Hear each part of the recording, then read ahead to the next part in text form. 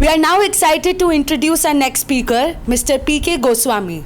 So, thanks Dr. Florence for making me a part of his conference. He took advice कि मैं conference करना चाहता हूँ कब करें. मैंने कहा सैटरडे करना क्योंकि मेरे को फुल टाइम मिलेगा, नहीं तो मैं आधा उठ के चला जाना पड़ेगा ऑफिस के काम से. सैटरडे आई एम फ्री क्योंकि मैं चाहता हूँ मैं सुनूँ लोग भी क्या कहते हैं. जैसे अभी डॉक्टर साहब का कुछ था कि ये मेंटल हेल्थ की बात करें, ये एक एक वर्ड मेरे लिए एक एक लेक्चर है इन्होंने जितना बोला. और अभी मैं किसी ने मुझे इनवाइट किया था एक 1 डे फुल 4 सेशन के लिए जयपुर गया था, वो मेरा हुआ नहीं, दो दिन कंटिन्यू करना पड़ा. तो इसमें बहुत we can talk a lot about this. अभी डॉक्टर साहब से मेंटल हेल्थ के ऊपर बात किए हैं, उसके ऊपर जैसे अल्कोहल को ILO ने वो नहीं किया ऑक्यूपेशनल डिजीज़, लेकिन लेटेस्ट उन्होंने SOLVE करके एक पैरामीटर निकाला जिसके अंदर this become a cause of occupational disease. Alcohol हो गया, वायलेंट, ये ड्रग्स हो गया, ओबेसिटी, ये जो कॉज आइडेंटिफाई किया है. दूसरा एक उन्होंने बोला था हमारा कैसे डिजीज़ आते हैं बॉडी में. खुद एक डॉक्टर है, इतना प्रिकॉशन लेते हैं, he knows each and everything, लेकिन उनको कोविड हो गया. जो पहला कोविड में मेरे को बोले मेरा कोविड, बोले कैसे, तुम तो सब जानते हो. मैंने वो पूछा कि एप्रॉन नहीं पहना, बोले फुल पहना था. बोले कैसे हुआ, बताओ डॉक्टर साहब में. तो उन्हें बोला 6 घंटा में उसमें था, पूरा पहन के था, और मैं बाथरूम जाना था, मैं इतना हारी था, मैं हाथ वॉश नहीं कर पाया, कपड़ा को फाड़ के जैसे कि मैं फ्री हैंड से मैं मतलब वो हैंड से कंटामिनेशन हो गया उसको उस टाइम पे ड्यू टू डेट इमरजेंसी. सो इसी से इनका हुआ था. सो ये तरीका मतलब हम सेफ्टी पर्सनल को भी कितना ऊपर है. ये फैक्ट्रीज एक्ट में जो 29 ऑक्यूपेशनल डिजीज, मैं इसीलिए ये कर रहा हूँ, बाद में वो मेरा लेक्चर के बीच में गुम हो जाएगा. 29 डिजीजेज जो अभी हजारडस प्रोसेस फर्स्ट शेड्यूल में है, तो इसको 40 कर दिया गया है ऑस कोड के अंदर. वो आप लोग रिमाइंड करिएगा, मैं बताऊंगा. नॉइज इंड्यूस्ड हेयरिंग लॉस, जो हमारा जो भी इंडस्ट्री में 90 dB के ऊपर जो कंटिन्यूसली काम होते हैं, प्लस एयरपोर्ट में, तो इस टाइप की काफ़ी हम देखते हैं. और एक बात इन्होंने बताया, हाँ, health and safety connected to the productivity. ये बहुत बड़ी बात है. आप एक एक्सीडेंट को एनालाइज करने जाओगे, आपको क्या लगता है जो एक्सीडेंट हुआ क्या खर्चा हो सकता है, मालिक के ऊपर क्या पड़ेगी, what is the obligations to the owner. देखने में क्या लगता है, एक्सीडेंट हुआ, उनको कुछ पहला होगा कि कॉम्पेंसेशन देना पड़ेगा उसको, उनका खर्चा बनेगा, पुलिस का खर्चा होगा, थोड़ा बहुत ये खर्चा होगा. लेकिन ऐसा नहीं है. एक ILO का गाइडलाइन है एक्सीडेंट कॉस्ट एनालिसिस, उसके अंदर 30 पैरामीटर्स हैं, जिसके अंदर आपका एक्सीडेंट हुआ, कितने घंटे काम बन रहा, कितने घंटे पूरा फैक्ट्री बन रहा, पूरा फैक्ट्री में कितना आदमी को total number of hours loss कितना हुआ है, उस आदमी को हॉस्पिटल ले जाने में कितने लोग चले गए, उस टाइम पे मैनेजमेंट का कितना आदमी बाकी काम छोड़ के इस एक्सीडेंट को मैनेज करने में लग गया, कितना डिपार्टमेंट आएंगे, उस डिपार्टमेंट को हैंडल करने में कितना मैन आवर्स गया है, उसकी वजह से कितना उनको इकोनॉमिक लॉस हुआ है, उस साइट को रिकवरी करने में क्या लॉस होगा, प्लस उसकी वजह से जो बिजनेस लॉस हुआ या गुडविल लॉस हुआ उसकी वजह से क्या. इसीलिए कैलकुलेट करके हमारा एक मैनेजमेंट लाला जी जो सोचते हैं कि मेरा एक एक्सीडेंट का मतलब 2 लाख रुपये का कंपेंसेशन, एक्चुअली 10 लाख के बराबर हो जाती है. जिस दिन हम सेफ्टी प्रोफेशनल्स इसको उनके सामने अच्छी तरीके से रख सकते हैं, तो उस दिन हमारे जो अवेयरनेस डेवलप होगा. हेल्थ के ऊपर डॉक्टर साहब कह रहे थे राइटली कि हेल्थ एंड सेफ्टी में क्यों खर्चा करें, और हेल्थ को तो बिल्कुल ही, सेफ्टी का थोड़ा बहुत एस्पेक्ट अभी आना शुरू हुआ, लेकिन हेल्थ के ऊपर बिल्कुल ही नहीं है. मैं इटली में 2 साल का ILO का जब मैं प्रोग्राम किया था, उसमें मुझे फैक्ट्री एक्ट डिपार्टमेंट करके कोई डिपार्टमेंट इटली में नहीं मिला. उनका सिस्टम बिल्कुल अलग है. आप ये बताइए, हमारा फैक्ट्रीज या कहीं पे ऑक्यूपेशन रिलेटेड कुछ भी घटना हुआ, safety and health related, ultimate कहाँ जाएगा पेशेंट, बताइए, अल्टीमेट कहाँ जाएंगे, हॉस्पिटल. तो उन्होंने उसको ट्रैक किया है. anything will happen, you will be reported to hospital, that hospital will take the immediate action for forming a committee with reference to the what type of process it was. उस process से related engineering college होगा या technical expert को लाएगा, doctors को लेके committee बनाएगा. They will investigate the matter and ultimately root cause find करके उस मैनेजमेंट के ऊपर हैवी पेनल्टी इम्पोज करेगा. इंश्योरेंस के सब्सिडी खत्म कर देगा, सारे गवर्नमेंट बेनिफिट उनके लिए खत्म हो जाएगा. तो ultimately they will be very much aware about that. Yes, I should be careful. ऐसा नहीं है कि मुझे एक्ट दिखाने के लिए कागज में करना पड़ेगा. और आप जो कह रहे थे 10 आदमी के नीचे या 30 आदमी के नीचे कौन टेक केयर करे, this is a social responsibility. मेरे साथ ब्राज़ील से आए थे, उन लोगों ने क्या जो स्मॉल ऑर्गेनाइजेशन है उन सारे मिलके एक एसोसिएशन बनाया. उस एसोसिएशन में डॉक्टर अपॉइंट किए और सारे फैसिलिटीज़ दिए और सबको वहीं पे ऑक्यूपेशनल हेल्थ चेकअप होता है. और वो एसोसिएशन टेक्निकल एक्सपर्ट को बोला कि उनकी फैक्ट्रीज़ में हेल्थ एंड सेफ्टी का इम्प्लीमेंटेशन करते हैं और वो एनुअल फीस एक लेते हैं. उसी से दो काम होती है, एक तो उनका हेल्थ एंड सेफ्टी ऑडिट करते हैं, उनकी जो कमियां हैं उसको ठीक करते हैं और इन रिवर्स वो फैसिलिटी देते हैं वर्कर को आके वहाँ उस सेंटर में वहाँ पे काम करें. मैं डॉक्टर साहब को एडवाइस किया, he is starting new thing, he is starting an clinic here. So आप एसोसिएट करो, सबको इस तरीके से अवेयर करिए so that they will involve. ESI में जाएंगे ले आपका वर्कर 5-6 दिन लॉस करेगा, लिख लेगा मेडिकल रेस्ट. कोई नहीं चाहेगा कि 5 दिन एक वर्कर को दे, तो आप इसको कोऑर्डिनेट करेंगे, then you will get the good response. Anyway, these were the things basically जो मैं वो कहना चाहता था. हाँ, ये जो टॉयलेट की बात में बताऊँ, मैं डेवलप्ड कंट्री का जो इंडिकेशन है, मुझे लगता है, मुझे अगर पूछेगा व्हाट इज़ द प्रूफ, आप कैसे टेस्ट करेंगे वो डेवलप्ड कंट्री है कि नहीं है. टॉयलेट -40 डिग्री सेंटीग्रेड में मैं जब जर्मनी में जा रहा था तो एकदम सुनसान, कोई आदमी दिखाई नहीं देता है. उसके अंदर एक टॉयलेट था, उसके अंदर गया, एवरीथिंग वाज इन प्लेस. आपका पेपर रोल से लेके हाइजीन और जितने भी जगह में गया एवरीवेयर. इट मीन्स यूनिफॉर्मली उन्होंने जो टॉयलेट सिस्टम को जिसने ठीक कर लिया, इसका मतलब बैक एंड में सब ठीक हुआ. आप अपना देखिए, फैक्ट्रीज़ में कोई भी फैक्ट्रीज़ का परफॉर्मेंस अच्छा है कि नहीं, हम कहाँ से देख सकते हैं? इफ्लुएंस से. जो फैक्ट्री से जो पानी निकल रहा है या उससे जो लास्ट वेस्टेज निकल रहा है, उसके अंदर अगर क्वालिटी है, इसके अंदर अगर आपकी कोई प्रोडक्ट की वेस्टेज नहीं हो रहा है, इसका मतलब दैट इंडस्ट्री इज़ परफेक्ट. आपका गारमेंट इंडस्ट्री में क्या निकलता है? वो जो कपड़े का पीस काटा हुआ निकला है, अगर उसमें बड़े बड़े पीस जा रहे हैं, इसका मतलब आपका मेजरमेंट में प्रॉब्लम है, इसका मतलब वेस्टेज हो रही है. इस टाइप की चीज़ों को प्रोडक्टिविटी के साथ हेल्थ एंड सेफ्टी को एसोसिएट करेंगे तो हमें एक अलग तरीके से सोचना पड़ेगा इसको. अभी हम आते हैं, आप नेक्स्ट करिए मेरा स्लाइड में. तो बिफोर स्टार्टिंग माई सेशन में चाहता हूँ, आप लोगों को शायद एक मैनुअल मिल गया है और मेरा लेक्चर की सारे डिटेल, क्योंकि ये हम ऑस कोड और फैक्ट्री एक्ट के बारे में आज मेन जो ऑब्जेक्टिव है इस वर्कशॉप का, डिफरेंस क्या है. क्योंकि अभी मुझे लगता है ये पार्लियामेंट ने ऑस कोड पास कर चुके हैं, आप सबको पता है. लागू क्यों नहीं है ये क्वेश्चन है. लोग सोचते हैं ऑस कोड तो पार्लियामेंट पास कर दी, क्यों नहीं लागू हुआ? जैसे कि अभी गवर्नमेंट ने कौन सा एक्ट लागू कर दिया, वो NRC. तो वो ऑलरेडी पास था लेकिन रेडी नहीं था. जैसे रूल्स बनती हैं, इसके अंदर क्या है, अलग स्टेट को रूल बनाना पड़ता है. कुछ बिग पैरामीटर्स देके रखा है, उसके अंदर छोटे छोटे पैरामीटर्स को रूल बना, वो रूल सब लोगों ने बना लिए हैं. हम दिल्ली में भी बना के हमने नोटिफिकेशन के लिए भेज दी. It is ready to launch. शायद इलेक्शन की वजह से ये रुका हुआ है. आप लोग देखिएगा, इलेक्शन अगर हो गया और ये गवर्नमेंट आया, विदिन 30 डेज ऑस कोड और बाकी 4 कोड लागू हो जाएगा. तो अब आप लोगों को पता लगा हमें अब क्या करना है.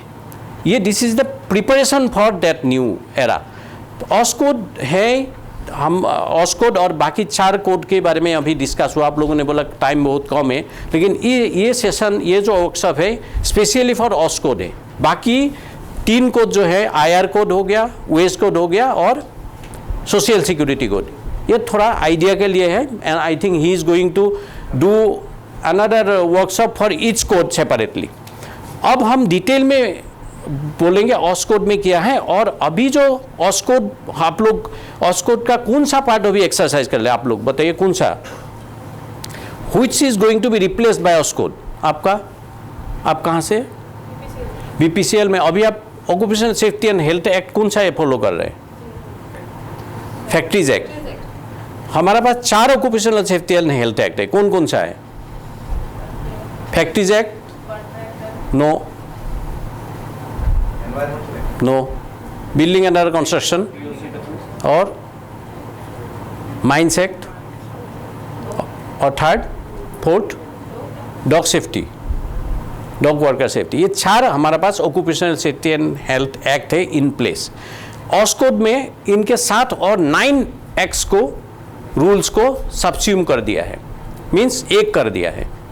अब ये बताइए एक्ट एंड कोड के क्या अंतर है? Rule, act and code, what is the difference? हमें बेसिक ये पता होना चाहिए। एक्ट, कोड आ गया, पर ये एक्ट क्यों नहीं आया? Why it is code? कोई बता सकते कोड क्या है? कोड ऐसा है जो 13 एक्ट्स और रूल में जो भी एनामलीज थे वो सब एनामलीज को चेंज करके और जो अनईज ऑफ डूइंग बिजनेस था उसको खत्म करके उस सारे को समराइज करके एक बना दिया है। This is a code of, is a platform of accumulation of different acts and rule, nothing else. ये इंडिविजुअल एक्ट ना बोल के, क्योंकि अलग अलग एक्ट को नाम को चेंज करके कोड बना दिया है, means standardisation of different 13 acts. उस 13 एक्ट को या रूल को स्टैंडर्डाइज करके जो भी ओवरलैपिंग या जो भी डुप्लीकेसी और जो भी कॉन्ट्राडिक्टरी मैटर था, कुछ किसी एक्ट में 10 आदमी में लागू होता, किसी में 9 आदमी, तो इस टाइप के एनामोलीज को हटा के जो एक समराइज कर दिया, दैट बिकम ए कोड। अब इस कोड का प्राइमरी बेनिफिट क्या है? What is the primary benefit of this occupational safety and health code?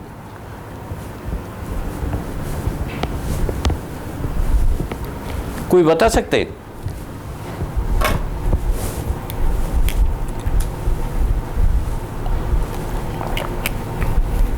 हमारा जो गवर्नमेंट पॉलिसीज बनती है, I am also the member of making those policy. OSH code का जो सेंट्रल कमिटी था, that I was the member from Delhi government. आप जो हमारा पॉलिसी बनती है इंडिया में लेबर लॉज की, तो किस बेसिस में बनती है? हमें कहाँ पे कितना इन्वेस्ट करना है, कौन सा सेक्शन में ट्रेनिंग देना है, कौन सी सेक्शन में कितना फाइनेंस देना है, किस बेसिस में बनती है? On the basis of database. वो डाटाबेस कहाँ से आती है? स्टेट से आते हैं। और स्टेट गवर्नमेंट डाटा कहाँ से मिलती है उनको? फैक्ट्री डिपार्टमेंट में, रिगार्डिंग द फैक्ट्रीज ऑक्यूपेशन। और वो डाटा कितने होते हैं? सिर्फ 10% होता है, बिकॉज बाकी 90% establishment are not coming under factories act. Factories act होने के लिए क्या चाहिए था? सर ने बताया था 10 एंड एबोव वर्कर चाहिए और मैन्युफैक्चरिंग प्रोसेस चाहिए।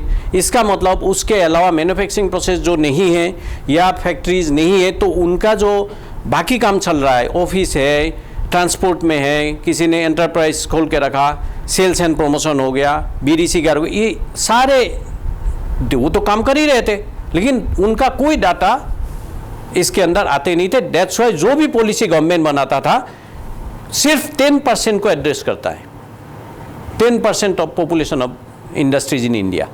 आईएलओ कहता है कि जब तक आपके पास एंटायरली पॉपुलेशन का 70 to 80% का डाटाज नहीं होंगे, पॉलिसी उसके ऊपर नहीं बनेंगे, तब तक आप लोग कोई भी कन्वेंशन रेटिफाई नहीं कर पाएंगे। कन्वेंशंस क्या है? आईएलओ का डिफरेंट कंट्रीज मिलके एक सब्जेक्ट के ऊपर कुछ डिसीजन लेके एक रूल बना दिया।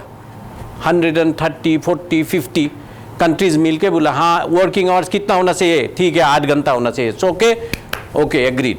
लेकिन ये ज़रूरी नहीं है कि वो फॉलो कर रहा है, उन्होंने एक्सेप्ट किया हाँ ये होना चाहिए, दैट इज कन्वेंशन। लेकिन जब तक रेटिफाई नहीं करेगा, रेटिफाई मीन्स यस मैंने तो ओके के बोल दिया, now I am ready to ratify means मैं अपना कंट्री में 8 घंटा वर्किंग आवर करूंगा, वो डेट इज रेटिफिकेशन। इंडिया अभी तक ऑक्यूपेशनल सेफ्टी एंड हेल्थ का 8-10 कन्वेंशन का एक भी रेटिफाई नहीं कर पाया। क्यों नहीं कर पाया? बिकॉज पॉपुलेशन अभी सिर्फ 10% का ऊपर एक्ट कर रहा है। ऑस्कोड आने के बाद हमारा टोटल 70% पॉपुलेशन उसके अंदर आ जाएगा और it will a big thing कि हम उसके अंदर आगे कर सकें। It is a good thing. एक बैड थिंग ये है कि अभी जो लिमिट है फैक्ट्रीज का 10 से 20 कर दिया गया, 20 से 40 कर दिया है। जो एक्ट लागू होगा, पहले फैक्ट्रीज एक्ट 10 एंड एबव में लागू होता था, अब ऑस्कोट होने के बाद 20 एंड एबव में लागू होगा। लेकिन 10 के ऊपर जितने भी, नॉट ओनली फैक्ट्रीज, 10 के ऊपर जो भी एस्टेब्लिशमेंट होंगे उनको रजिस्ट्रेशन लेनी पड़ेगी। और गवर्नमेंट का ये मैकेनिज्म है, ऐसे बोलने से तो नहीं होगा कि 90% कवर अप हो जाएगा। वो लोग रजिस्टर करेंगे अपना अपना एस्टेब्लिशमेंट को, और रजिस्ट्रेशन के थ्रू गवर्नमेंट को पता लगेगा इस सेक्टर में इतनी इतनी एस्टेब्लिशमेंट है, एंटरप्रेन्योर्स है, तो उसके ऊपर आगे रूल बन सकते हैं। अभी मैंने आप लोगों का शायद मैनुअल के बीच में एक एक कागज़ दिया, आप थोड़ा खोल लीजिए। मैनुअल मिला आपको? हाँ, मैनुअल अभी दे रहे हैं। इसके एक तो हमारा लेक्चर के बारे में सारे थोड़ा ब्रीफ है, तो आप लोग लिख के टाइम वेस्ट मत करिएगा। इसी के अंदर सारे कुछ है, चेंजेस क्या है पूरा दिया हुआ है। और इसके अंदर आप देखिए एक एक कागज़ दिया है, उसके अंदर जस्ट फॉर टेस्टिंग है। आप लोग थोड़ा सा 2 मिनट दे के उसको क्या है आपका व्यूज़। ट्रू एंड फॉल्स है, नाम लिखने का ज़रूरत नहीं है, अंदर होगा एक स्लिप, अंदर रखा ना आपने।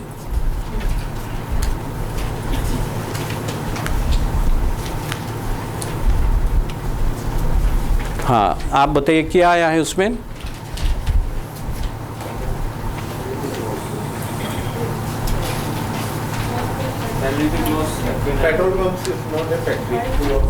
ये पूछ रहा है, इनके पास एक स्लिप आया है, उसमें लिखा है पेट्रोल पंप एक फैक्ट्री नहीं है। ये ट्रू एंड फॉल्स है, बताइए, आप बताइए क्या लिखा है। Petrol pump is not a factory, true और फॉल्स?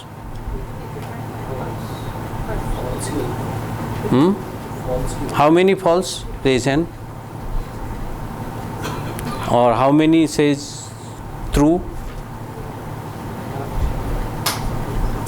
ट्रू क्यों?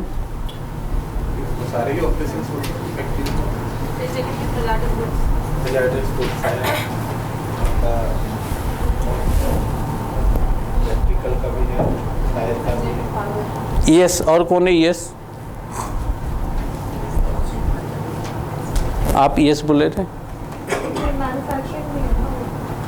वाई? पेट्रोल पंप में क्या होता है? Distribution is done by what? Dispensing unit is doing what is doing? Pumping of oil. Okay, pumping of oil is a manufacturing activity under section 2K of Factories Act. और उसके ऊपर 10 आदमी अगर है तो वो फैक्ट्री है। बिकॉज फैक्ट्री का दो कंडीशन सेटिस्फाई करना है, एक number of worker should be 10 and above, और second was it should be manufacturing activity. Manufacturing activity क्या होगा वो आप और मेरे बोलने से नहीं होगा, एक्ट के अंदर डिफाइंड है सेक्शन 2 में। Making, altering, finishing, ornamenting, pumping, ये सब डिफाइंड है। No, storage is not a manufacturing activity. So वो जो मैन्युफैक्चरिंग एक्टिविटी डिफाइन किया, बहुत सोच समझ के डिफाइन किया। अदरवाइज आप सोचिए, पेट्रोल पंप का जो इनहेल करते हैं पेट्रोलियम प्रोडक्ट 8 घंटा, उसका हेल्थ एंड सेफ्टी का कौन टेक केयर करेगा? फैक्ट्री का मतलब ये नहीं कोई मशीन से करके, वो फैक्ट्री का मतलब with respect to the health of the worker.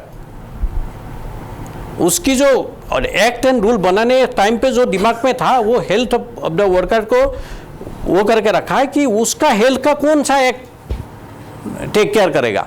That's why it is given a called as a factory.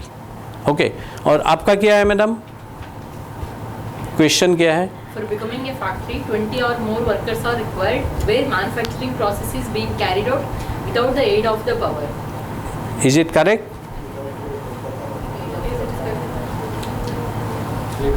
10 plus power, 20 without power.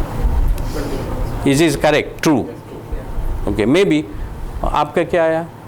Penalty clause FN92 maximum 1 lakh or an imprisonment of up to 2 years, penalty minimum 25,000 and or imprisonment of up to 2 years. ये factory का कुछ provision हो सकता है, right हो wrong हो, तो आप लोग अपना अपना जो आंसर है ना आप वहाँ पे ट्रू एंड फॉल्स कर लीजिए, नाम बोलने का ज़रूरत नहीं, अभी मैं पूछूंगा नहीं।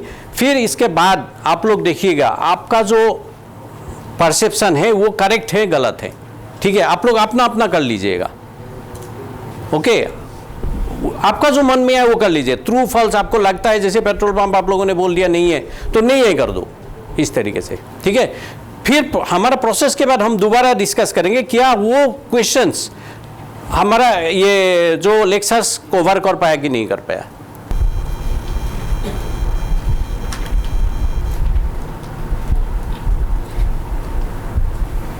ओके, हम अभी आप मेरे क्लास अटेंड किए शायद एक आध बार, और कोई है जो मेरा लेक्चर पहले अटेंड किए है? कुछ स्लाइड्स हो सकता है सिमिलर टाइप का हो, बिकॉज मुझे कुछ अच्छा लगता है कुछ चीज़ बोलने में ताकि इंटरेक्टिव हो।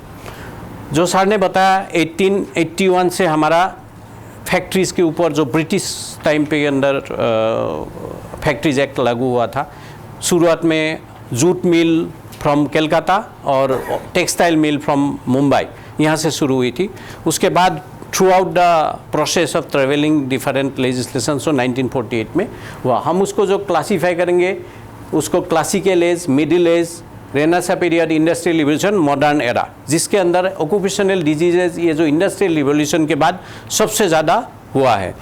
अब हम अगर एंशियंट टाइम पे जाएंगे तो आप देखिएगा ये हम्मुरबी स्टोन है, मेसोपोटामिया सिविलाइजेशन अभी भी है, उसके अंदर भी वेज लॉज अभी भी एनग्रेव किया हुआ है। 300 वेज लॉज हुए, स्लेवरी उस टाइम पे था, कैसे वेज होगा डिक्टेट करेगा, अभी भी वो स्टोन दिखाई देता है। इसके बाद हम इंडस्ट्रियल रिवोल्यूशन के बाद जब आएंगे lot of hazards has come out, जैसे एस्बेस्टस की बारे में डॉक्टर साहब ने बताया। एस्बेस्टस क्या है, हमने भी बचपन में हमने भी वो जो हम नॉर्थ ईस्ट से हैं तो काम किए थे, जो रूफ बनाता था तो उसके अंदर काटते थे कारपेंटर, हम भी देखते रहते थे, हमें थोड़ी ना पता था हमारा ज़िंदगी में कभी एस्बेस्टोसिस होगा, हम बैठ के देखते थे उस टाइम पे। बाद में पता लगा जब single inhalation of asbestos fibre में कॉज एस्बेस्टोसिस, तब डर लगा पता नहीं कब एस्बेस्टोसिस हो जाए। उसके अंदर 3 माइक्रॉन्स की जो फाइबर होती है वेरी अपना लंग में चले जाते हैं। लंग्स क्या करते हैं, हमारा हर जो अनवांटेड चीज़ को डाइजेस्ट करके उसको कार्बन डाइऑक्साइड में कन्वर्ट कर देते हैं, लेकिन वो फाइबर ऑफ जो एस्बेस्टस है उसको डाइजेस्ट नहीं कर पाते और वो एल्वियोली में बेच जाते हैं लंग की। और जब हम लंग का मेन काम है पंपिंग करके ऑक्सीजन और कार्बन डाइऑक्साइड इंटरेक्शन करना है, जब आपका इंटरेक्शन में ही ऑब्स्ट्रक्शन आ गया ultimately it going to be cancerous. तो इसी टाइप की जो भी नया नया इन्वेंशंस हुआ उसके साथ साथ बहुत हजार्ड्स आ गए। जब इंडस्ट्रियल रिवोल्यूशन हुआ मैन मशीन मटेरियल शुरू हुआ इंस्टेड ऑफ एनिमल, उस टाइम पे क्या हुआ, what was the main intention of the employer, सबसे ज़्यादा काम करो, डे एंड नाइट काम करो, मैक्सिमम प्रोडक्शन लाओ। They were not aware about the hazards associated with the human being as well as the time workers has to work for lot of hours at that time. इसको run होता है कि देखो click करके,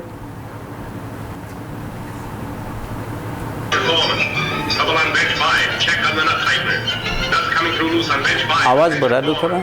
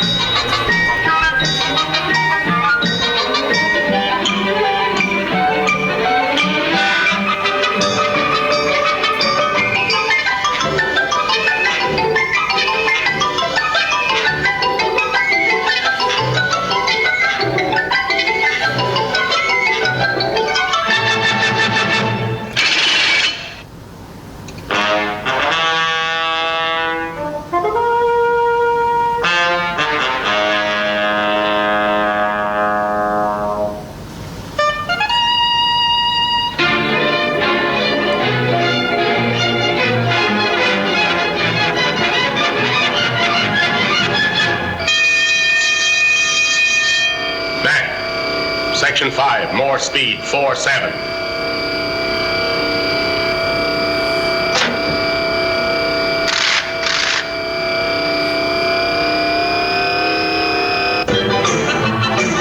Relief man passing. Relief man passing.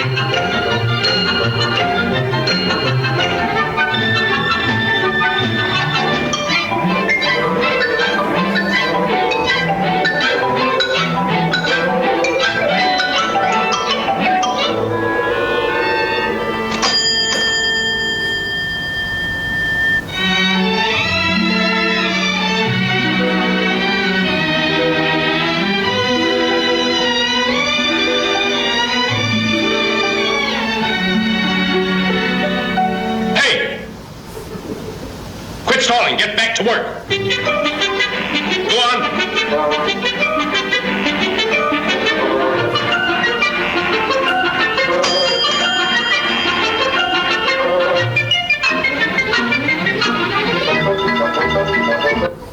So you have seen lot of hazards. Okay, तो हम क्या इसमें क्या क्या देख सकते हैं, बताइए थोड़ा सा क्या क्या है आज की डेट में। अगर ऐसा कोई काम करेगा आप लोग क्या क्या बोलेंगे, कौन कौन सा hazards है? वैसे एक बात हम आज की डेट में वैसे ही काम करवाते हैं। हाँ मेंटल हो गया। मेंटली मेंटली हुई है। हाँ, तो क्या क्या हो सकता है इसके अंदर? हाँ First of all, there was a distraction. Okay, training हो गया, वर्क प्लेस वायलेंस हो गया, ओवरलोडेड ऑफ वर्क ऑर्गेनाइजेशन नहीं है, Over demand. Over demand of work, quality ऊपर। This is good example how this demand, if you want to ignore the safety and health, how it going to the quality of production and productivity. No intervals. No intervals, lot of time they are taking care. So lot of these type of hazards we can identify. You see, accident, moving parts, speed of machine, appropriate sensor नहीं है, क्योंकि उस time पे जैसे कि एक ख़त्म हो गया था उस टाइम पे रुक जाना चाहिए था, फिर उसके रिवर्स करना पड़ा. कैपेसिटी बिल्डिंग नहीं है, वर्क ऑर्गेनाइजेशन नहीं है, स्ट्रेस मैनेजमेंट नहीं है, lot of use of PPs नहीं है. सो दिस टाइप ऑफ हम देखते हैं. तो इसीलिए हम ऑक्यूपेशनल सेफ्टी एंड हेल्थी जो लेजिस्लेशंस बनाते हैं, बेसिकली उसका ऑब्जेक्टिव क्या है? Main objective for prevention of death. Main objective death को कैसे प्रिवेंट करेंगे? आइदर बाय प्रिवेंटिंग एक्सीडेंट और प्रिवेंटिंग ऑक्यूपेशनल डिजीजेज. ये दोनों से ही हो सकता है डेथ, या तो ऑक्यूपेशनल डिजीज से होगा या तो एक्सीडेंट से होगा. ऑक्यूपेशनल डिजीज और ऑक्यूपेशनल एक्सीडेंट्स क्यों होगा? Due to the presence of hazard in industries. तो हजार्ड जब होगा तो उसके लिए हमें हमारा ये डिफरेंट सेगमेंट्स है, safety, hygiene, medicine, mental stress. कोई घर पे झगड़ा करके आ रहा है, उसका माइंड घर में पावर प्रेस मशीन में हाथ डाला, उसका हार्ट क्रैश हो गया. इस टाइप की सारे चीज़ों के डिफरेंट हमारा पैरामीटर्स होते हैं. Dangerous operation, untrained worker, unsafe machinery, wrong method of working, negligence, these are different parameters. जैसे ये देखिए, चलाइए उसको.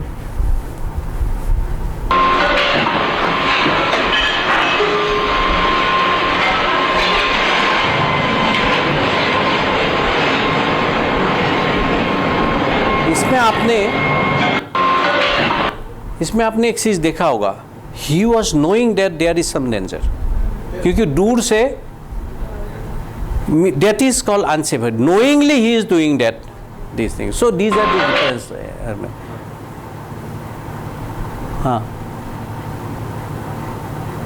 He is doing welding without knowing what is the fluid inside the tanker.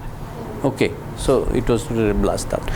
So these type of operations को रोकने के लिए करते हैं. और कैपेसिटी ऑफ द मशीन, कौन सा मशीन से क्या काम करना चाहिए, हमारा क्या करते हैं, टूल्स को डाल देते हैं हर जगह में without knowing the capacity. Crane के ऊपर एक लिखा रहता है SWL, आपने देखा होगा, उसका मतलब क्या है? Safe working load.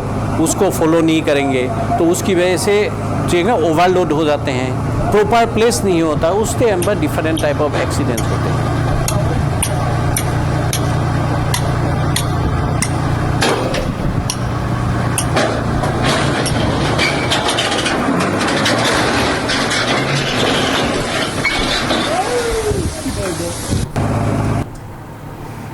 Working at height, अभी डॉक्टर साहब बोल रहे थे, एयरपोर्ट के पास बैठ गए थे, आप भी बोले थे कि वो रूल्स हैं इसीलिए लगाना पड़ता है वो जो क्लीनिंग के लिए। मैंने आज सुबह उनको ये भी पूछा था, मैं उनको ये पूछा था कि उसका क्या ये दिल्ली में बहुत ज़्यादा है, देखिए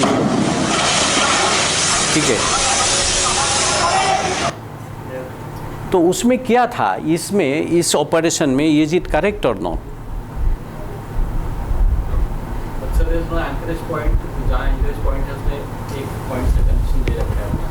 पहली बात ये कर क्या रहा है, डिमोलिशन कर रहा है और उसी में वो स्ट्रक्चर में बैठे हुए। आपने वो कालिदास वाली कहानी पर है जो इनिशियल स्टेज में, कालिदास वाली कहानी जो पेड़ को काटते थे, वही उसी में बैठा हुआ। पहला तो गलती वो है। दूसरा हमारा अभी मैं, क्योंकि आज काफ़ी टाइम कम है, मैं आपको बता देता हूँ हमारा जो थंब रूल है, हमने अभी बोला तो एक्सीडेंट्स को रोकना है या ऑक्यूपेशनल डिजीज़ को रोकना है, तो हम क्या देखते हैं वर्क प्लेस में हजार्ड क्या है, व्हाट इज़ हजार्ड? हजार्ड क्या है? Potential to do harm to the physical. Okay, ये क्या है? ये अगर इसमें ये नहीं है, ये क्या है? What is this? ये बोतल के अंदर क्या है? हजार्ड कैसे है ना, इसमें लिखा हुआ है। हाँ, मैं आता है तो नहीं, अभी तक आपको बोलना चाहिए पानी है, अब मैं आताऊँगा तब आपको बोलना चाहिए था, हमें पता नहीं है। ठीक है, ये मैं हटा के मैंने रख देता हूँ यहाँ पे, ऐसे भी नहीं भी आता हूँ, आप लोग पी लेंगे। लेकिन यही बोतल अगर लेबोरेटरी में रहेंगे विदाउट एनी लेवल, आप पियेंगे? नहीं पियेंगे, बिकॉज आपको लगेगा ये उस प्लेस में हो सकता है ये हजार्डस कोई केमिकल है जो हमारा बॉडी को हार्म कर सकता है। ठीक है, ये डिफरेंस है कि हजार्ड्स कहाँ कहाँ हो सकती है, प्रोबेबिलिटी ऑफ हजार्ड्स हमें देखनी है। आपका फैक्ट्री में भी ये देखना है तो किस जगह में कहाँ कहाँ हजार्ड है। एक बार आपने आइडेंटिफाई कर लिया हजार्ड को, उस हजार्ड के साथ आप क्या करोगे? पहले क्या करेंगे? आप मत बोलना, क्योंकि ही हैज़ गुड ट्रेनिंग। जो हजार्ड्स है उसके साथ क्या करेंगे हम? रेक्टिफाई कैसे करेंगे? प्रॉब्लम को सॉल्व किया जाएगा कि क्या प्रिकॉशन ले सकते हैं। Identify is there. A, B, C, D, 4 hazards are there. Okay, A is most hazardous, B less, and less, like this. What is your first thing you have to do? Elimination, because we have to remove the hazard. अभी कोई भी doctor को पास पूछेंगे, आप doctor भी क्या करेंगे, आपका बीमारी है, वो पूछेंगे बीमारी को ख़त्म करो। अगर बीमारी ख़त्म नहीं कर सकते वो दूसरा स्टेप ढूंढेंगे, उससे कितना पेन कम हो सकता है, कुछ होता है। ये एनेस्थीसिया के हमेशा तुरंत इंजेक्शन देके बोला कि अभी तो फॉर द टाइमिंग तुम रिलीफ ले लो। रिडक्शन ऑफ पेन मतलब रिडक्शन ऑफ हजार्ड्स या सब्सटीट्यूशन ऑफ हजार्ड। जैसे कि हम बेम्बो का कंस्ट्रक्शन में बेम्बो का स्कैफोल्डिंग करते हैं, वो उसमें रस्सी गल जाते हैं, आदमी गिर जाते हैं, तो हम क्या करेंगे उसे कप जॉइंट दे देंगे, तो उससे एक सब्सटीट्यूट हो गया हजार्ड। एस्बेस्टस हजार्डस है, उसकी जगह हम आजकल पेपर का एक प्रोडक्ट आ रहा है, इम्पोर्टेड येलो प्रोडक्ट, जो कि उसमें लगता है, शूज़ ब्रेक शूज़ में लगता है आजकल, that is a substitute of hazard. तो इस टाइप के हम हजार्ड को कम करने की कोशिश करेंगे।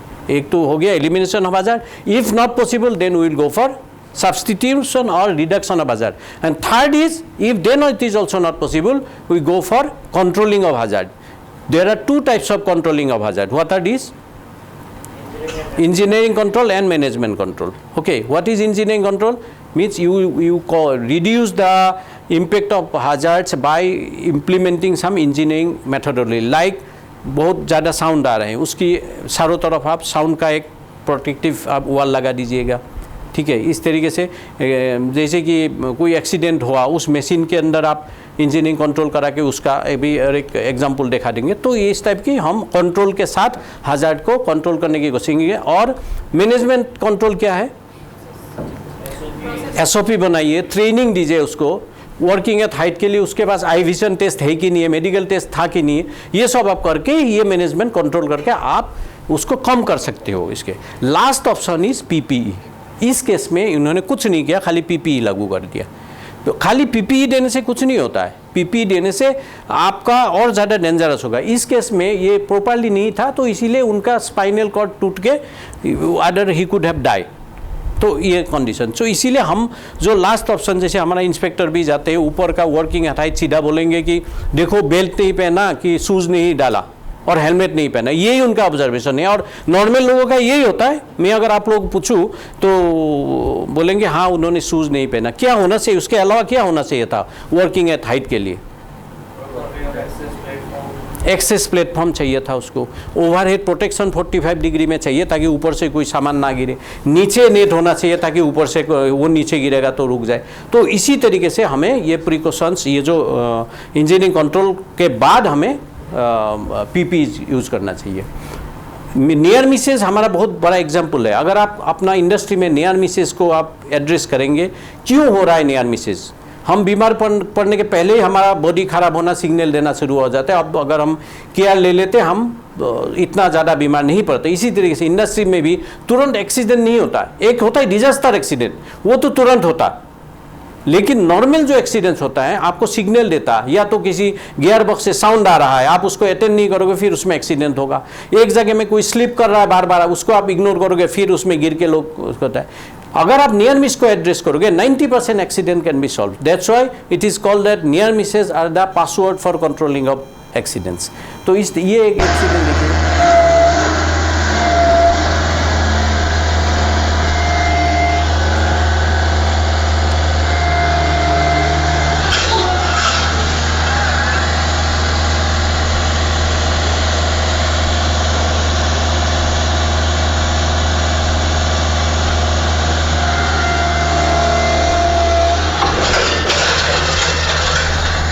पहली बात तो क्या गलती कर रहा है वो। पहली बात तो जो मटेरियल लिफ्ट है उसके अंदर वो खुद जा रहा है at the time of moving, ये पहला गलती है। दूसरी बात, जब रैंप में उतर रहा है उसको सिग्नल आ रहा है ये गिर सकता है, फिर भी वो इग्नोर किया तो इसीलिए एक्सीडेंट हुआ है। तो ये हमारा नेटवर्किंग कंप्लीट है। दिस इज मैं पावर के बारे में बाद में डिस्कस करूँगा। हाँ, रोलिंग मिल के सर ने बात करी थी। रोलिंग मिल का ये ऑपरेशन है,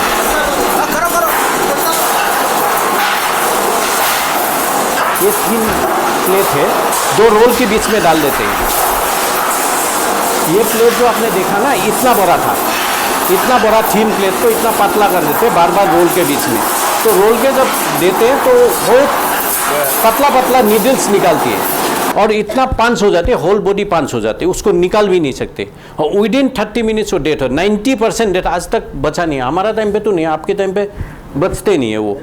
मैनी डेथ्स है, मंथली 2-3 डेथ इस तरीके से होते थे। अब तो खैर ये ऑपरेशन बंद कर दिया, लेकिन उस टाइम पे ये हुआ था, इसमें एक्सीडेंट हुआ था। मैं इन्वेस्टिगेट किया था। फिर मैं फॉर्चुनेटली मैं जर्मनी गया था तो मुझे कुछ लोग मिले थे, तो उनके साथ डिस्कस किया, तो मैंने विजिट कराया उनको। फिर उन्होंने मुझे कुछ इस तरीके से, इतना जोर से जाती, ये प्लाईवुड है उसके अंदर इतना गया तो ह्यूमन बॉडी में क्या जाएगा। तो मैं उनके साथ कंसल्ट करके मैंने एक ये इस टाइप के एक पीपीज पहनते थे जिसका 8 kg हुए थे। एक आदमी 8 घंटे के लिए 8 kg कब तक करेगा, वो पेट में लटक जाता है, पूरा ये एरिया खाली रहता है, इसीलिए हमेशा उसका फेटेलिटी होते हैं। फिर मैंने एक बुलेट प्रूफ फाइबर का जर्मनी से मंगा के मैंने 2 जैकेट बनाए थे। इसकी कॉस्ट करीब 10,000 पड़ा था। इसके नेक अभी नहीं लगा, नेक का भी बनाया था। तो it is waiting only 1.5 kg। It is very comfortable. तो उस केस में वो, अब उसमें मैंने 2 एक्सपेरिमेंट के लिए दिया था। उस इंडस्ट्री में 3-4 साल तक कोई एक्सीडेंट नहीं हुआ था। ये एक एक्सीडेंट है, इसके बारे में मैं पावर का एनालिसिस में करूँगा, जो हमारा एक्सरसाइज है मैनेजमेंट का। ये जो केमिकल एक्सपोजर की वजह से इन्हेलेशन और बाकी स्किन के थ्रू जो जाके इस डिजीज़ होती है, और डॉक्टर साहब बोल रहे थे लांग क्या हाल हो जाती है। ये जब काटेंगे तभी पता लगता है ये एस्बेस्टोसिस वाले लांग और ये नॉर्मल लांग के अंदर। यूरोप में अभी एस्बेस्टोस के अंदर अगर किसी का डेथ होती है उसको 10 मिलियन यूरो उनको पेनल्टी देना पड़ता है गवर्नमेंट को। इसीलिए उन लोग किया गया बहुत वेरी कॉन्शियस कि कोई भी डेथ हो एस्बेस्टोसिस प्रूफ ना हो, गवर्नमेंट उसके पीछे पड़ जाता है। उसको प्रूफ करने के लिए एस्बेस्टोसिस का नहीं है। तो उसके लिए अभी भी कोई भी, जैसे स्कूल का रूफ हुआ, ये डिमोलिशन करना है, पूरा एरिया को कर्फ्यू कर देते हैं, कोई घर से नहीं निकालेगा। उस एरिया में पूरा एक टीम आता है विथ फुल एप्रोन, और उसको तोड़ के फिर 50-60 किलोमीटर दूर में 2 पहाड़ों के बीच गड्ढा है, उसमें डंप करके उसको डिस्पोज करते हैं। अभी ये प्रैक्टिस चल रहा है उसके अंदर। अब हम आते हैं ऑस्कोट 2020 जो आज का हमारा मेन डिस्कशन का टॉपिक है। उसके अंदर अभी सारे 3 लोगों ने ऑलरेडी बोल दिया है। 13 एक्ट्स को हमें सब्स्यूम किया है। ये फैक्ट्रीज एक्ट अभी एग्जिस्टिंग जो रेड कलर में है वो एग्जिस्टिंग एक्ट है, occupational safety and health act ने। Factories act, mines act, docks act, building under construction, ये existing occupation safety and health act है। बाकी जो नहीं था जिसको अभी ले आए within the OSH code, these are contract labour act, plantation labour act, interstate migrant worker, working journalist act, वो and cine worker, motor transport, sales promotion and BD and secure workers. उससे क्या फ़ायदा हुआ है? अपना वर्किंग पॉपुलेशन का जो unattended 90% population को कोशिश किया गया है इसके अंदर आ जाए। अब आप ये बताइए, occupational health and safety act and other act के अंदर क्या अंतर है? What is the difference between other legislation and OSH legislation? Normal एक फंडामेंटल प्रिंसिपल क्या है? सिंपल, आप जीएसटी लीजिए, GST is also one act, income tax act and factories act और अदर एक्ट। क्या अंतर है उसके अंदर? ऑब्जेक्टिव क्या है उस एक्ट का और इस एक्ट का? ऑब्जेक्टिव क्या है? गवर्नमेंट को क्या मिलता है जीएसटी एंड इनकम टैक्स से? Financial gain. और लेकिन ये जो फैक्ट्रीज एक्ट ये सोशल बेनिफिट के लिए दिया है, health and safety of the worker. इसीलिए यहाँ पे लाइसेंस की कॉस्ट बहुत कम है, 500-600 रुपये का लाइसेंस का फीस है, लेकिन पेनल्टी ज़्यादा है। Imprisonment up to 1 year, now it is increase to 2 year. ये मैंने बोला था डिफरेंट कन्वेंशंस इंडिया ने एक्सेप्ट तो कर लिया लेकिन अभी तक रेटिफाई नहीं कर पाया, और ये ऑस्कोट लागू होने के बाद ये इजीली रेटिफिकेशन हो जाएगा।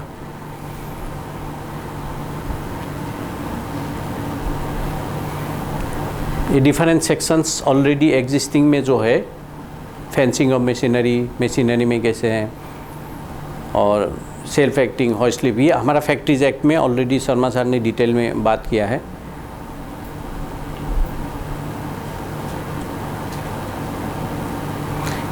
अभी तो building and other construction act भी ऑस्कोट के अंदर आ जाएंगे। प्लांटेशन भी, प्लांटेशन का कितना maximum 60% population, work population is in agriculture sector in India, तो अब ऑस्कोट के अंदर आ जाएंगे। उसकी पेस्टिसाइड्स की इम्पैक्ट की वजह से क्या होता है, कंस्ट्रक्शन वर्कर का मैक्सिमम आ जाएंगे। तो कंस्ट्रक्शन में ये दिल्ली का सिनेरियो है, कैसे अनसेफ वर्क प्रैक्टिस कर रहा है, ये ड्यूरिंग द ये एक्सकेवेशन है। जैसे इस हिसाब से आपको मैंने आज डिटेल नहीं बताऊँगा, बिकॉज कंस्ट्रक्शन के लिए हम अलग से, ये मयूर विहार फ्लाईओवर है जो हॉलीडे इन के ऑपोजिट में, जो ये कॉमनवेल्थ गेम के टाइम पे ये सब चल रहा था। ये ड्रिलिंग मशीन अपोलो हॉस्पिटल में है, ये ड्रिल कर रहा है। इसमें क्या क्या हजार्ड्स हैं आप बता सकते हैं? इसमें कौन सी हजार्ड्स हैं? दूसरा तरीका ले सकते हैं, that is elimination of hazard. दूसरा सब्सटीट्यूट ऑफ हजार्ड कैसे कर सकते हैं?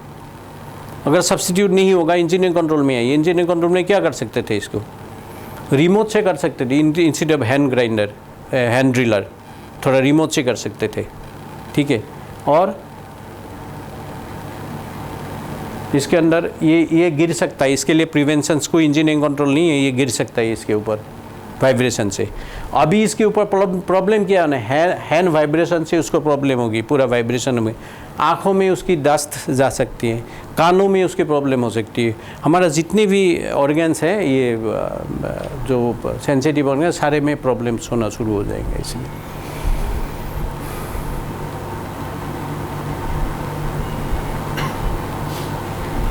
ऑक्यूपेशनल स्ट्रेस, अभी डॉक्टर साहब ने थोड़ा एड्रेस किया है। स्ट्रेस क्यों होता है? What is stress?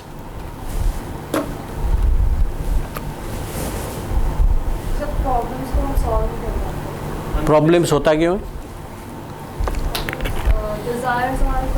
Correct, gap.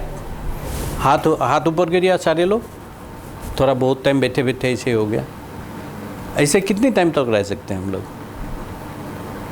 थोड़ी देर बाद क्या होगा, पेन होना शुरू हो जाएगा, बिकॉज इसका पोजीशन ये था तो हमने यहाँ ले लिए। It means there is a difference. Actual था ये, इसमें हमें तो दिन भर पूरा खड़ा रह सकते हैं। ऐसे क्यों? दिस इज गैप, यहाँ होना से लेकिन यहाँ है। आपका इनकम आपका 5,000 है, लेकिन आपका डिज़ायर जो है 8,000 की है। That is the financial gap, वो स्ट्रेस है। आपका काम, आपका कैपेबिलिटी है ही नहीं, आपके ऊपर दुनिया भर के काम दिया गया है, तो दैट इज़ के वर्क स्ट्रेस। जैसे कि आपने देखा होगा अभी गवर्नमेंट ऑफिसेज में पियोन में काम किया, अभी लास्ट रिटायरमेंट के 2 साल पहले उसको क्लर्क बना देते हैं बाय प्रमोशन हो, जो भी हायरार्की है। तो उससे क्या, उसको ना कंप्यूटर आता है ना फाइल में एक लेटर लिखना आता है, लेकिन फाइल उसके सामने पड़ा रहता है। वो क्या करेगा? वो इधर उधर देखेगा, ये भी नहीं देख सकता। वो 56 ईयर्स की हो गया, वो कल का 22 साल का लड़के को थोड़ी ना पूछेगा मेरे को काम नहीं आता। वो उनके ऊपर रोप झाड़ेगा, उनको बोलेगा ये करो, वो मना कर देता तो अल्टीमेटली उसका अंदर तो खाए जा रही है ना, उसको आता नहीं है काम। वो एक स्ट्रेस हो गया एक तरीके से। और कुछ ऐसे हैं बहुत अच्छा काम करता है, जैसे गवर्नमेंट में भी देखा, ये यूनिवर्सिटी वगैरह में देखा, बहुत अच्छा काम करता है, कैपेबिलिटी है, लेकिन उनका बॉस के साथ अनबन हो गया और उनको काम ही नहीं देता। जिस चीज़ का काम है उसके नहीं दे के कोई फालतू काम में लगा देता है। वो intellectual miss use of intellectuality, वो एक स्ट्रेस हो जाता है। और कुछ ऐसा ऑर्गेनाइजेशन में लोग आप देखेंगे ना, वो काम करना चाहता है ना कोई काम देता है। देखा ना, ऐसे भी लोग हैं, ना कोई पूछता है तुम आया क्यों नहीं। ऐसा काफ़ी है।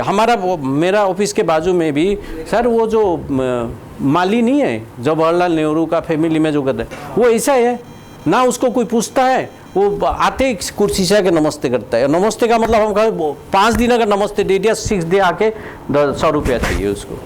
मतलब वो नहीं हो तो अच्छा लगता है वो।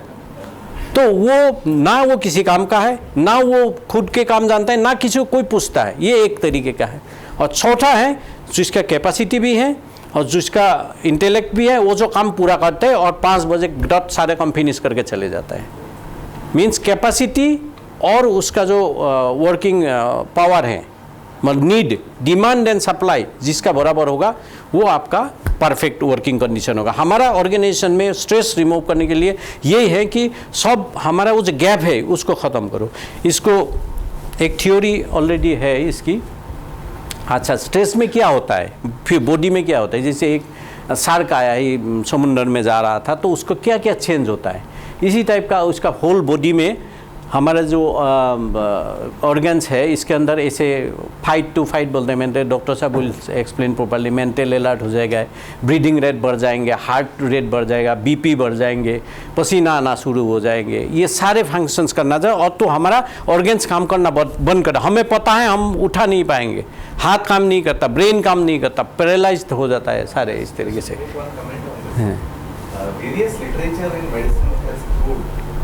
दैट आपका जो क्रॉनिक ऑनगोइंग स्ट्रेस होता है वो अल्टीमेटली आपको हार्ट अटैक भी कराता है, आपको क्रॉनिक बीमारियां भी कराता है, आपको स्ट्रोक भी कराता है। सो द लॉन्ग टर्म जो स्ट्रेस होता है over a period of time आपको पता नहीं चलेगा, 10-15 साल तक आपको स्ट्रेस रहेगा। वो स्ट्रेस उन्होंने देखा है ब्लड वेसल्स टाइम क्या है, टी ब्रेक 4। सो इसी टाइप के होता है। और ये जैसे वो शार्क निकल गया, जैसे प्रॉब्लम निकल जाएगा, वो बाकी नॉर्मल में आ जाएगा। मैं बोल रहा था ना, वो अलग अलग ILO ने लेटेस्ट एक स्टडी किया, ये स्ट्रेस किसकी वजह से होता है। जो alcohol and drugs, violence, HIV, tobacco, nutrition, physical, these are the different cause of gap of desire and need and demand. Due to this the mental stress का ये कारण होता है, ठीक है। और ये जो हमें कारसेक मॉडल जो मैंने अभी बताया ना, 4 लोगों का 4 टाइप के लोग होते हैं। ये आदमी है जिसको काम बहुत दिया गया है लेकिन उसको कुछ आता जाता नहीं है, ठीक है। वो 5 बजे 6 बजे 8 बजे तक जाएगा ओवर टाइम करके और बोलेगा मेरा पास कोई काम है, लेकिन काम भी नहीं करेगा, उसको आता ही नहीं है। ये आदमी है जो कोई उसको मांगता भी नहीं, ना वो चाहता है, कोई आ रहा है जा रहा है, कोई मतलब नहीं उसको, कोई पूछता नहीं इसको। इसका भी उसी टाइप का स्ट्रेस है, क्या, नेग्लिजेंस, सोसाइटी से अलग होना, इस टाइप के एक स्ट्रेस है। इसको काम ना कर पाना, अंदर इसको खाया जाए, ये है उनको काम ना देना। इसको बहुत इंटेलेक्चुअलिटी है लेकिन उसको काम नहीं दिया जाता है, तो इंटेलेक्चुअल इनको इंसल्ट है। लेकिन ये एरिया है जहाँ पे एक टीम वर्क होती है और सब लोग अपना अपना काम करते हैं, कैपेबिलिटी भी है, कंट्रोल भी है। This is the position. हम इन तीनों को आइडर बाय ट्रेनिंग और बाय गिविंग डेमो और बाय मोटिवेशन हम इस स्टेज में लाना है, then we can give the stress induction. तो ये डिफरेंट टेक्निक्स है स्ट्रेस का। और अब आते हैं हम ये बेसिक, अभी जो मेन आप लोग टेक अवे होगा, कल के लिए आपको कोई पूछेगा आप ऑस्कोड के ऊपर क्या सीख के आए हैं, तो आपको ये बताना पड़ेगा कौन कौन सा चेंजेस हो रहा है ऑस्कोड और फैक्ट्रीज एक्ट के अंदर। तो मैंने जो मैक्सिमम क्वेश्चन अभी दिया है उसी के ऊपर था। इसके अंदर ये 13X सब्स्यूम हो चुका है, ये ऑलरेडी हम मेरे मैनुअल्स में है, ये आप take away you can get this thing, ठीक है। तो इसके अंदर एक नया कोई चीज़ है, एप्लीकेबल टू एस्टैब्लिशमेंट 10 और मोर वर्कर्स। ये जो ऑस्कोड लागू होगा 10 एंड उसके ऊपर लागू होगा, that will B establishment, not a factory. Your factory may be A factory और एन एस्टैब्लिशमेंट। वो कैसे डिफाइड करेंगे? अगर आपका फैक्ट्री के अंदर 20 से ऊपर आदमी होगा तो that will be a establishment factory, 2 word आ जाएगा, फैक्ट्री एंड एस्टैब्लिशमेंट। अगर आपके पास 20 से नीचे होगा और 10 से ऊपर होगा तो that will be an establishment. Okay, तो एस्टैब्लिशमेंट में हम क्या देंगे? Registration, no need to take a licence. मतलब 20 आदमी के ऊपर होगा आपके पास विथ पावर और 40 आदमी के ऊपर होगा without power, then that will be a purely factory whatever we are enforcing for factories act. Okay, अगर आपके पास फैक्ट्री है, मैन्युफैक्चरिंग प्रोसेस है और आपके पास 10 से ऊपर वर्कर है लेकिन 20 नहीं है, तो आपको एक एस्टैब्लिशमेंट में माना जाएगा, that you have to take a only registration, no licence. Okay, और रजिस्ट्रेशन की वैलिडिटी की ज़रूरत नहीं, that one is you are registered mean registered and licence is valid for a particular period of time. Okay, and that will be done online, the registration will be done online. These are the beauties of this new OSCOD. One registration required instead of multiple. आप contract labour के लिए अलग लोगे, BOC के लिए अलग लोगे, ऐसा नहीं है, ओनली सिंगल रजिस्ट्रेशन होगा। उसके अंदर आपको एरिया सिलेक्ट करना पड़ेगा। Are you a production? Yes, production में मैन्युफैक्चरिंग प्रोसेस डाल दीजिए। You are doing any building under construction? No, automatically वो माइनस हो जाएगा। एक ही फॉर्म होगा, एक ही फॉर्म में आपका सारे 13X की प्रोविजंस दिए जाएंगे। जो जो आपके लिए एप्लीकेबल होगा आप उसको टिक करिए, आप सबमिट करिए, फीस जमा करिए, तो आपको 60 डेज़ के अंदर आपको लाइसेंस देना पड़ेगा। अगर नहीं देगा तो ऑटोमेटिकली माना जाएगा कि आपको वो रजिस्टर्ड हो गया है। कॉम्प्लायंस मैकेनिज्म सिंप्लीफाइड है, जैसे compliance very easy, ease of doing business के अंदर बहुत सिंप्लीफाई किया गया है। ऑनलाइन सारे रिटर्न होगा और इट विल बी इंटरकनेक्टेड। ऐसा नहीं है कि आप एक्सीडेंट, डेंजरस ऑपरेशन का एक्सीडेंट के लिए आप फैक्ट्री डिपार्टमेंट को करोगे और ESI को अलग से रिटर्न भरोगे। अभी क्या हो रही है, एक्सीडेंट्स हो रहे हैं लेकिन इन ESI डिपार्टमेंट को पास 100 आदमी जा रहे हैं, फैक्ट्री एक्ट के अंदर पता ही नहीं है कितने लोग बीमार पड़ रहे हैं। ये जो गैप है, फैक्ट्री डिपार्टमेंट और ESI को जब तक हम कनेक्टेड नहीं करेंगे, हमें ये ऑक्यूपेशनल हेल्थ एंड सेफ्टी को भी इम्प्लीमेंट नहीं हो पाएगा। इसीलिए इस OSCOD के अंदर किया गया, जो भी matter health and safety related होगा, ESI and factory it will be interconnected. अगर किसी वर्कर ने ESI में फॉर्म दाखिल किया, अगर उसका कोई ऑक्यूपेशनल डिजीज रिलेटेड आया, वो इन्फॉर्मेशन ऑटोमेटिकली फैक्ट्री डिपार्टमेंट का उस वेबसाइट में कनेक्ट हो जाएगा। उसी से पता लगेगा कि इस इंडस्ट्री में इस टाइप का डिजीजेज हो रहा है। So this will be thing. Then mandate issue an appointment letter. अभी तक कोई अपॉइंटमेंट लेटर इशू करने का प्रोविजंस नहीं है, जो करे करे, ना करे ना करे। Now every worker, every head inside the premises working, found working is to be issued a appointment letter, formal appointment letter. You have to issue a formal appointment letter. Night shift for women worker, हमारा India 14 article 14 क्या कहता है? Equality, man women equality. लेकिन हमारा factories act in contravention के रात में ladies worker काम नहीं कर सकते, इसीलिए अभी अलग से हमने एक फाइल मूव किया कि workers, ladies worker can work at night, but there are some conditions कि उस मिनिमम 5 लेडी होना चाहिए और उस लेडी की कंसेंट होना चाहिए, yes I wanted to work, lighting proper होना चाहिए, 5 लेडी एक साथ होगा तभी नाइट शिफ्ट चला सकते हैं। इस तरीके से अलग अलग करके हमने अभी शुरू किया है, लेकिन OSCOD में ऑलरेडी अलाउ कर दिया है उसको। फिर एनकेस में अभी लीव आप लोग कितने देते हैं? 22। और लैब्स होते हैं आपकी?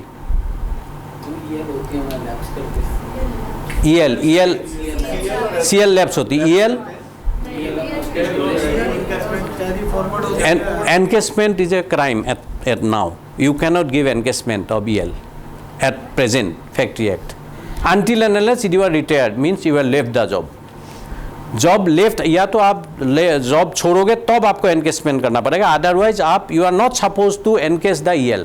द पर्पस बिहाइंड दिस कि आपका EL इसे कैलकुलेट किया गया है, you need a physical rest during that 365 days working in that. So इसीलिए मैंडेटरी कि किसी का अगर 30 डेज क्रॉस होने लगेगा वो अपने आप लेगा, उसको जब पैसे नहीं मिलेंगे वो अपने आप लीव लेंगे। तो लेकिन क्या है, मैक्सिमम वो एम्प्लॉयर क्या करते हैं, वो एनकेसमेंट में कन्वर्ट कर देते हैं। तो लेकिन इसको लीगल कर दिया है, ठीक है। और फिर राइट एम्प्लॉयमेंट इमीडिएट, अभी तक ऐसा कोई नहीं था। जैसे कि आपको ये स्लाइड के बाद हम टी ब्रेक करेंगे, इसके बाद 3 स्लाइड है, इसके बाद I will take 15-20 minutes of एक very interactive workshop. Okay okay, आप लोग बोर तो नहीं है ना? ओके, सो इसके अंदर क्या है, ये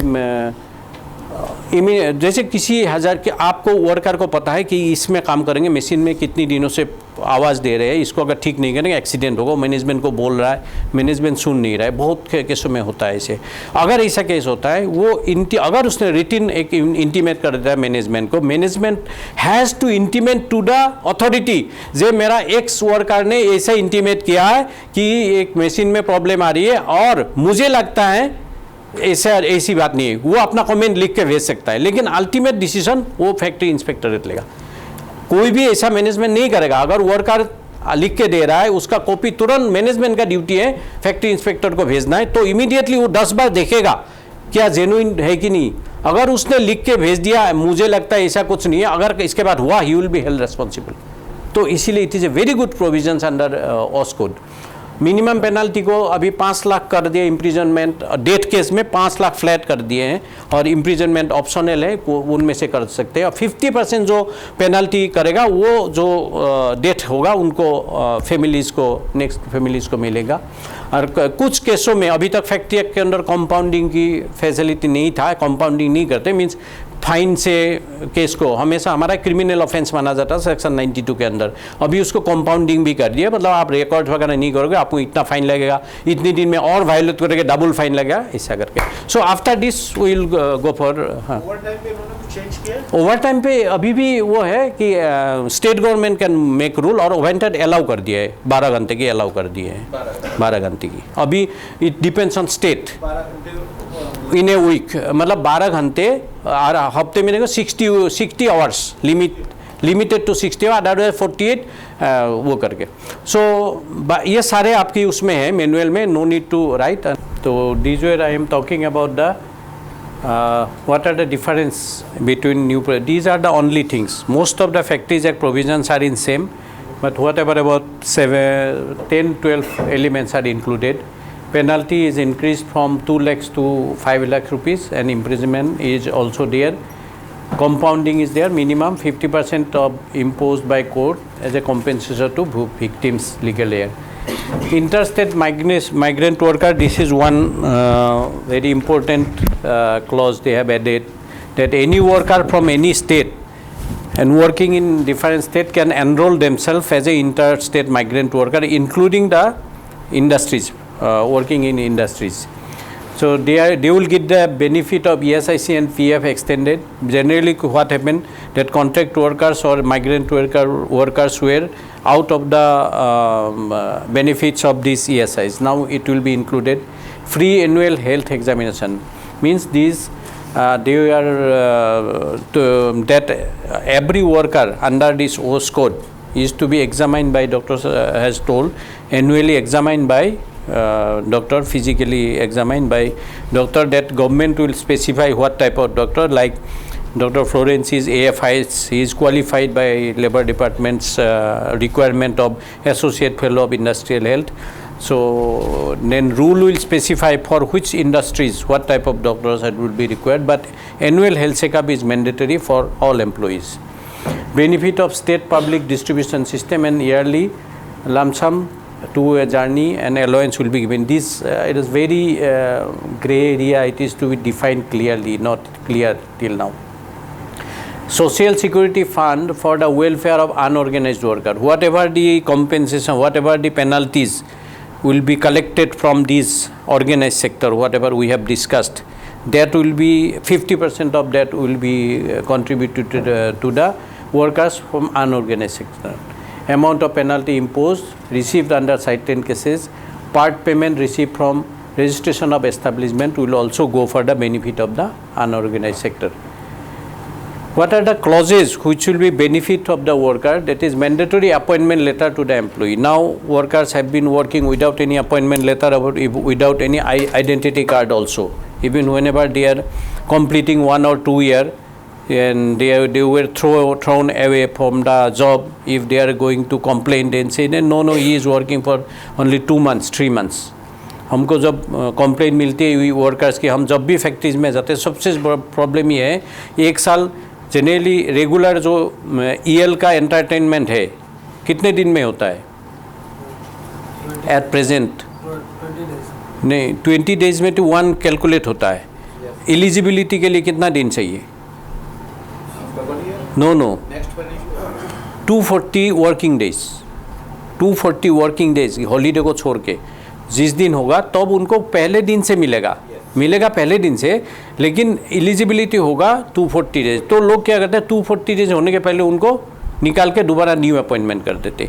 अब अपॉइंटमेंट लेटर देने से क्या होगा, वो डेट कंसीडर किया जाएगा जो पहले अपॉइंटमेंट लेटर के बिना किसी को एम्प्लॉयमेंट में नहीं रख सकते, और अपॉइंटमेंट लेटर में जो डेट होगा वो पहले ही वो ब्रेक करेगा, वो date will be considered as a date of appointment. Experience certificate of contract worker के अंदर आती है. वो लोग चले जाते हैं कहीं पे काम करेंगे तो उसको मैंडेटरी है कि उनको अपॉइंटमेंट एक्सपीरियंस सर्टिफिकेट मिलेगा किस काम पे कब से कब तक काम किया करे थे.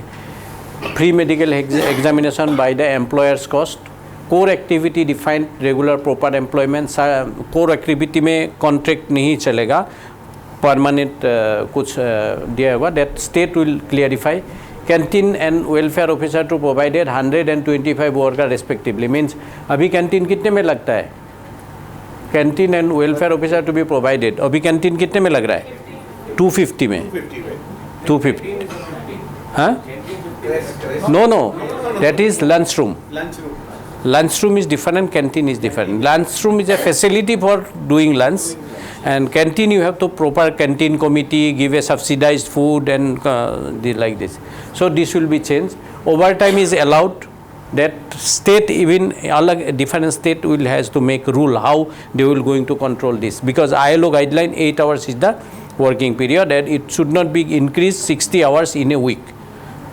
And leave encashment provided, means EL encashment was not allowed, now it is provided. Part of fine imposed by court to be given and as a compensation to the victim. That is another provisions. So in a table, under which section it was, and now under which section, it is already given in your manual. You need not to worry. So whatever I have discussed, these are the different provisions. So these are the today's workshop's main takeaway. What are the difference of Factories Act as well as the Occupational Safety and Health Act. I think overall you had got an idea. So according to ILO, some about 6 lakhs lives would have saved every year if available safety practices, those are available, which is avoidable, and appropriate information is used, means training is used.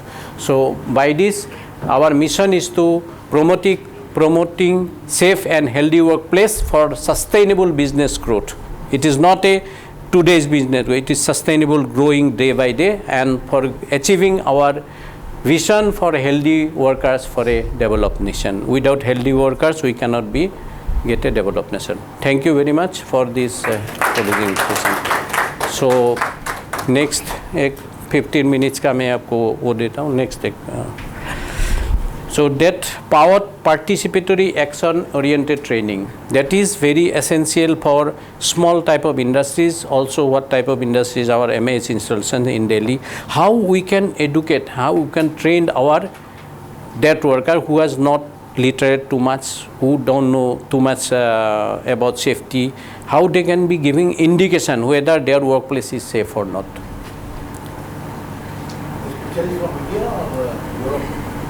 No, this is not mine. So this say today's training we are going to convert to the POWER exercise. Okay. So POWER is like this only. We will have a tabletop exercise. What we are going to do? We will take a very simple exercise. By this exercise, if you implement this exercise in your industry, you can educate each and every worker towards the awareness of safety. What is that? It is a methodology which is on the 6th principle, means built on local practices. Whatever they are thinking, work on that way. आपका worker हाँ उसमें ये होना ये नहीं होना चाहिए, wrong practice नहीं होना चाहिए. अगर वो सही तरीके से काम करने की आदत है उसकी प्रैक्टिस को आप फॉलो करिए. Use learning by doing, means थोपिए मत, उनको कराइए, उससे कोई प्रॉब्लम होगा उसको आप एनालाइज करिए, उनको लिबर्टी दीजिए मॉडिफाई करने के लिए और उनको सीखने के लिए दीजिए. एनकरेज एक्सचेंज ऑफ एक्सपीरियंस, छोटे से बड़े तक का शेयर करिए, सेफ्टी कमेटी के थ्रू या ग्रुप डिस्कशन के थ्रू आप इसको करिए. Link worker conditions with other management goals, worker का फैमिली में क्या प्रॉब्लम है, उसका सोसाइटी में क्या प्रॉब्लम है, ये सब डिस्कस करिए और उसको कंपनी के गोल के साथ जोड़ दीजिए. Focus on achievement and promote workers' involvement. Workers' involvement is the main basic principle of the participatory action-oriented training. What we do in this, say this type of table type exercise, I have already implemented. This is a ILO's design program. Action checklist. See, you do some list out of the same type of industries. Say you are in a garment industry, you are in a petroleum handling industry. There are lot of points where there are near misses are there. That's why I always asked you to note down the near misses. Just calculate all near misses and find out the cause of this and what should be done. You discuss with these all your grassroots worker how it can be corrected. Get their viewpoint. After that, you make a list table like this. Say this is simple ladder is fixing in a construction site. So there are some problem. This construction, this as per this ladder should be fixed in a hard surface. This is a loose surface, and the bottom is not fixed. It should be fixed. These are the standard which are to be done, and top is also to be fixed, which is also not fixed. So there are 3 problems we have identified with the help of these grassroots worker. Okay, say secure ladder at near top. Check the ladders not stand like this. Okay. So by doing this, we can list out all these practices, malpractices, or which is not in place. I am calling you. Okay. Then you visit same type of industries, walk, look. Whenever you are going through a safety inspection, you walk away and think what are the going on, what wrongs are going, and you think if there is some not in order, why it is being there. Then discuss with that area people and try to correct at that point. Okay, and evaluate whether your correction is technically correct or not, or is there any other problem arise for that correction. Follow these steps and then make a poster of this area. That will like this, what type of activity, where you are doing, what activity you are proposing, whether you have achieved or not. If not achieved, then it is be red mark. Ultimately there will be green cycles if it is achieved. So I will do this practice by example. Say it is a simple happening. What is going on? चला ये. What is the problem in this area? This is a simple incident. Accident होते होते बच गए, एक आदमी नीचे गया, ये गाड़ी में अनलोडिंग हुआ, वो उसने ट्रक चला दी. इसमें बहुत बड़ा एक्सीडेंट हो सकता था. तो आपके नज़र में आया तो आप इसमें पावर अप्लाई करोगे. क्या करोगे आप? एक्शन क्या है? What is the name of the action? Vehicle movement. Serial number 1, vehicle movement. कौन सा व्हीकल? ट्रांसपोर्ट, जो मटेरियल लेने का transport vehicle. Immediate action required. What do you think? Yes. Okay. What action required? इसके अंदर आप नोटिफाई करोगे. Number 1 action क्या होगा? आप क्या बोलोगे? क्या करोगे? Hand brake. कौन देखेगा इसको? हाँ, Driver. Responsibility who will do, driver और stopper who will do it,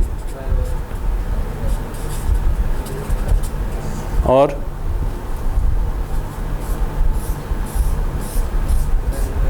Ignition should be off. हाँ,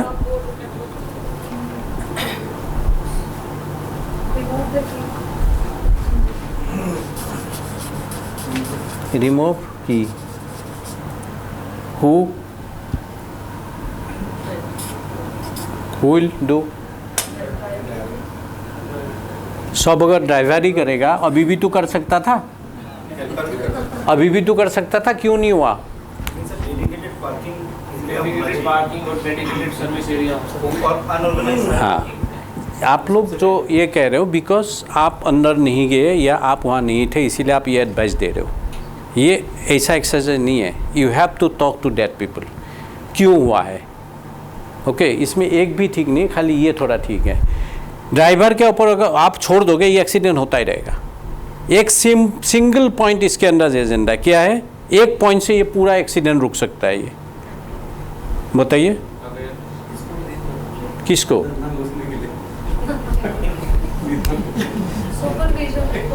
सुपरविजन। अच्छा, कौन करेगा सुपरविजन? आप बोला हेल्पर होना चाहिए, ठीक है। एक छोटा सा ऑर्गेनाइजेशन में हेल्पर भी अपॉइंट करेगा इसके लिए? हाँ, एग्जैक्टली, गार्ड होता है सब ऑर्गेनाइजेशन में। आप गार्ड का ड्यूटी लगाइए, गार्ड का रेस्पॉन्सिबिलिटी, गार्ड उसका रेस्पॉन्सिबिलिटी है। कोई भी अगर अंदर आया वो चेक करके इसको चाबी उनसे ले लेगा, की विल बी टेकन ऑफ। तो ओके, अगर इस तरीके से ऑर्गेनाइजेशन में चल रहा है, आप हैंड ब्रेक लगाओ, कुछ ब्रेक लगाओ, ये सब आप करोगे तो इसके अंदर आपका ये जितनी भी एक्शंस होंगे ये आपकी rate, it means it is the area is not safe. कोई भी अनपढ़ आके भी उसको पता लगेगा, ये हैंड ब्रेक भी लगाया, ये भी लगाया, आपने इसमें रेड मार्क करके रखो।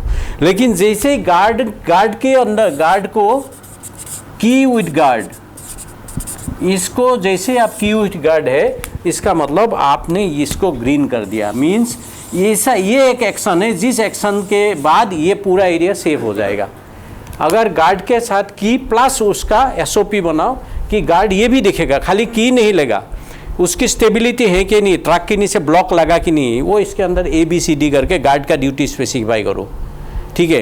ये पॉइंट तो करना ही है, लेकिन आपका मेन जो पॉइंट, जब तक ये ग्रीन नहीं होगा तब तक आपका एरिया अनसेफ होगा। कोई भी आदमी को ये ट्रेन कराइए, आपका हर जगह में, ये तो एक सिंपल एग्जांपल है, हर जगह में ऐसा एक स्लिप रहेगा, अगर इसमें रेड मार्क ज़्यादा है उसमें काम मत करो, और सीधा इसके पास जाओ, हु इज़ रेस्पॉन्सिबल, उनको पकड़ो, क्यों रेड हो रहा है, आया समझ में। इस तरीके से जैसे कि लेडर में जब तक वो हमने डाला था लेडर के अंदर,